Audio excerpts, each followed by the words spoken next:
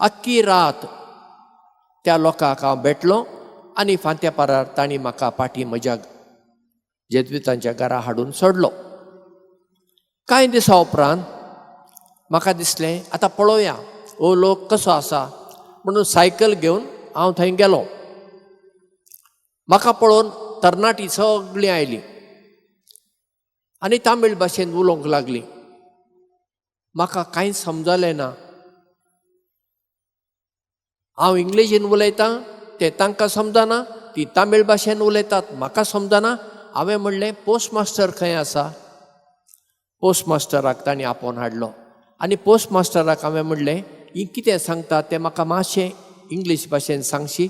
तो म्हणलो फादर तूं कितें म्हणटाय, त्या दिसा तूं इंग्लीश भाशेन उलयलो आनी तांकां समजलें आनी आमचो लोक तुजे कडेन तामीळ भाशेन उलयलो आनी तुका तामीळ भाशेन सगळीं समजलें आनी आज तूं समजना म्हणटाय. हांवें म्हणलें ना भावा म्हाका कांय समजना. तें देणें त्या दिसा खातीर देवान म्हाका फावो केलें.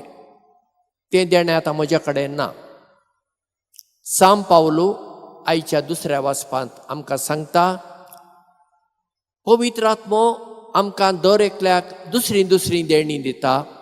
कोणाक तो दैवीक जाणवाय दिता, कोणाक तो गिन्यान दिता, कोणाक देवाचें उतर परगडचें देणें दिता, कोणाक शिकोवचें देणें दिता, कोणाक पिडा गूण करची देणें दिता, कोणाक अचर्यां करचें देणें दिता, कोणाक वेगळ्या भासांनी उलोवचें देणें दिता आनी कोणाक त्या भासांचो अर्थ सांगचें देणें दिता. पूण सगळीं देणी सांत पावलो म्हणटा पवित्र आत्म्यांत हांवन येतात. आमकां देवान खंयची देणी दिल्यात हें गरजेचें न्हय, पूण जी देणी देवान आमकां दिल्यात ती आमी कशी वापरता, ती देवाच्या मानाक आमी वापरता काय आमच्या मानाक, ती देवाचे परजेचे सेवे खातीर आमी वापरता काय वा आमची सेवा करूंक, हाचेर आमी आमची नदर थिरोवंक जाय. देखून दुसऱ्यांक देवान कसली देणी दिल्यान ताचे विशीं आमी नसाय करची गरज ना. देवाक आर्गां दिवया.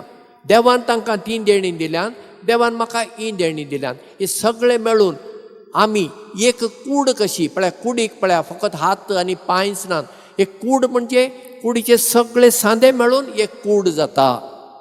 तशें आमी सगळीं एकठांय मेळून जेजूचे मिसांव फुडें व्हरूया आनी हे मिसांव फुडें व्हरूंक सिसांचेर देवलोलो पवित्र आत्मो आमचेरय देवूं दी.